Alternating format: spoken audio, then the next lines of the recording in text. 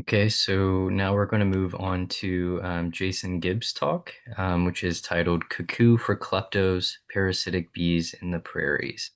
Um, I think like a lot of people here, I'm really crazy about kleptoparasites. They're such an interesting group of insects.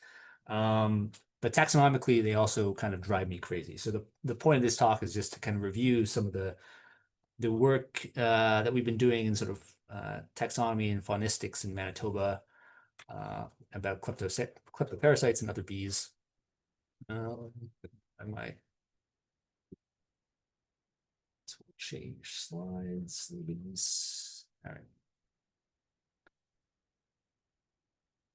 So this kind of stems from a checklist we put together, some collaborators and students of mine in 2023 on the bees of Manitoba. And we found about 392 species, morphospecies, and 24% of those were kleptoparasites or social parasites.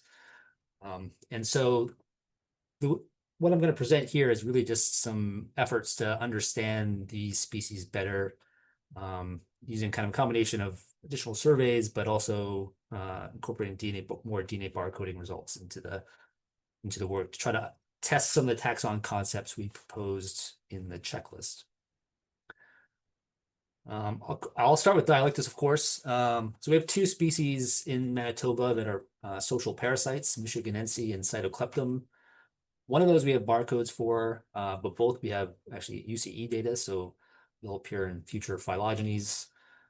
Um, Cytocleptum is morphologically very similar to an eastern species called Lasioglossum isosum, which Lawrence Packer correctly described as juvenile name when he read my thesis. But the geographic distribution between these two similar parasites is kind of eroding as people collect more of them. And there's a barcode from Montana that suggests that maybe these things are synonymous. There's also records of Lasioglossum lionotus from Saskatchewan, so it's almost certainly also occurs in Manitoba. So there's some more work to be done here. These are really uncommon in collections, although this photograph in the upper right was actually in my front lawn in Michigan, not Michigan, in Manitoba. And so they're actually probably much more common than collections suggest. Sphacodes, of course, have never really been revised properly, and so they're a huge problem. We actually have more species barcoded than we have recorded from the province. There's some uncertainty in this group with Atlantis, Chrysonii, Coronis. We have at least two. Gallerus and Johnsoni are kind of distinguished in part by size, and both I've identified both species from the Manitoba, but they share barcodes, so clearly I don't know what I'm talking about. But we also have these two undescribed or not species we don't have names for. One is largely boreal and matches samples from the Yukon and British Columbia, and another one that seems to be more of a southwestern distribution, which matches sequences from New Mexico and Colorado and Saskatchewan. So if anyone's crazy about Sphacodes and wants to do a PhD, get in touch with me sometime. Stelis is another group that hasn't really been revised, so we're still working on that. We apparently have an undescribed northern species, which matches some things from the Yukon based on morphology. And there's this problematic group, this Federalis group, and we weren't sure whether or not we had Stelis nitida for a long time, but the barcodes suggest that we really do. Sequences differently from Federalis. That's fun. One species I was really excited about was this Coelioxys notus, which was a species that Baker described in 1975 from three locations, one in Illinois, in Nebraska, and Kansas. And he described it from the male. The female was unknown, and no one had really documented it since his revision. But we sort of tentatively found this in sand dunes in Spruce Woods Provincial Park in Manitoba. It's about 2 hours west of Winnipeg. And then eventually we found this sort of female, which we tentatively associated with that based on morphology, and it's sort of and location. It's also found in the only place in Canada, as far as I know, that Megachile dakotensis occurs. And so there's probably association there. And the DNA barcodes help to sort of definitively sort of match up the male and the female. We need to describe the female. Um, we sort of compared it to some other potential species that could be geographically make sense, like Coelopsis grindeliae. But it has a much thicker sort of patch of tomentum on the gena than our Notus does. The female, the shape of the apical sternum is kind of similar to Adita, but they have some sort of some structural, some other sort of differences. Like Adita on the left seems to have this kind of impunctate area in the periocular area, which is absent in our Notus.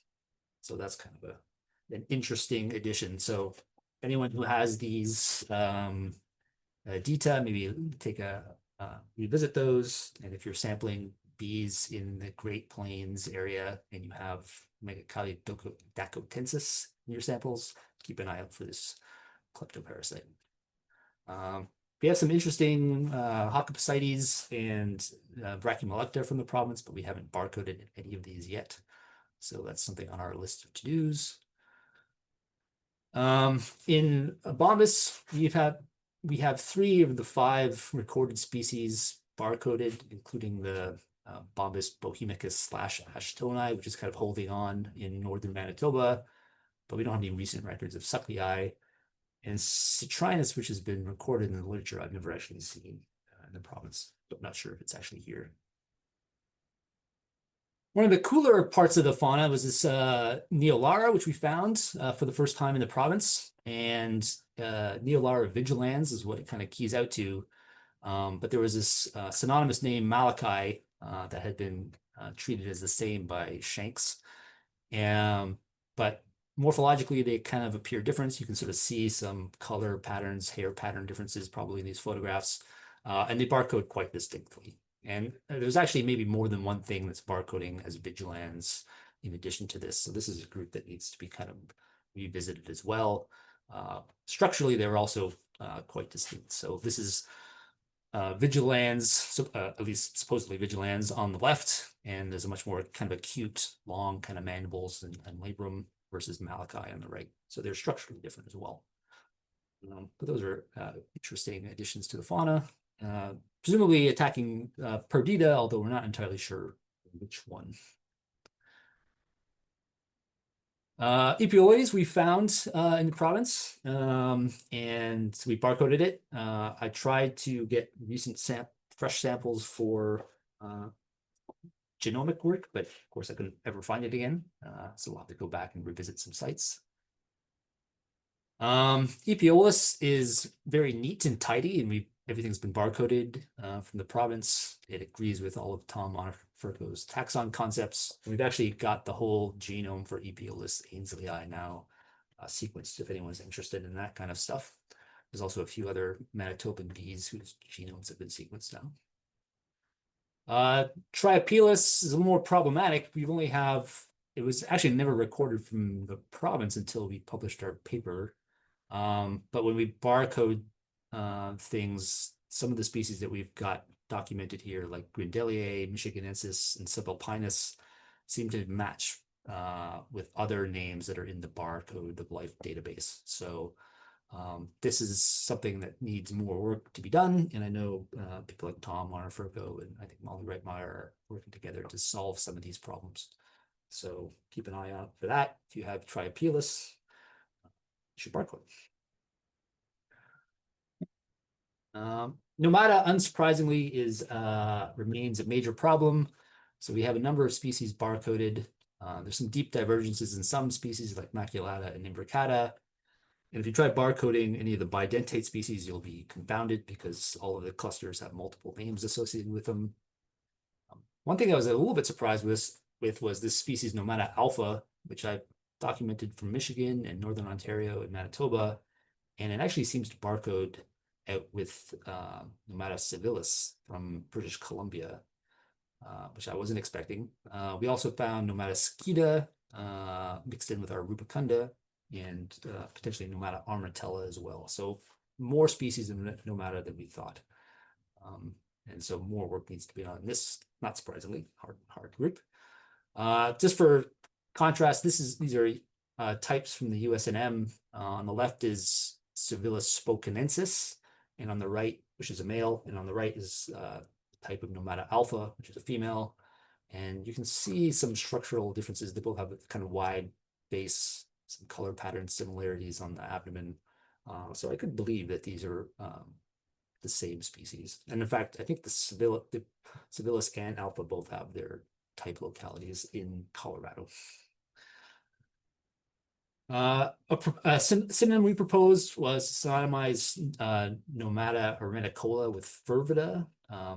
The map above is GBIF records of both species combined, and they look the color patterns are quite different from Florida to sort of the prairies, and we have the kind of arenicola type color pattern, but there's essentially no difference in the DNA barcodes. So this is a species that seems to be a valid synonym, although it's variable in its coloration and prefers sand dune habitats. And then this is also the Armatella that we have. We have one specimen, keys out that way, and the barcodes match some other specimens in bold that have been identified as this as well. Although I have no idea what the female looks like other than that it looks like a standard Nomata. So more work needs to be done, obviously, on this group. So in conclusion, there's lots of interesting taxonomic problems that remain in some of these kleptoparasites and other species, and we're actively working to help resolve those, and we're hoping other people are interested in that. So I would encourage everyone to barcode their bees. And I just want to thank my PhD student Laura, who helped with some of the photographs, my former technician Doreen, who helped with some of the lab work for this. And everyone who's barcoded bees in the past, because we wouldn't be able to make these comparisons and contrasts if it wasn't for the efforts of all these other people who've done it in their areas. Thank you.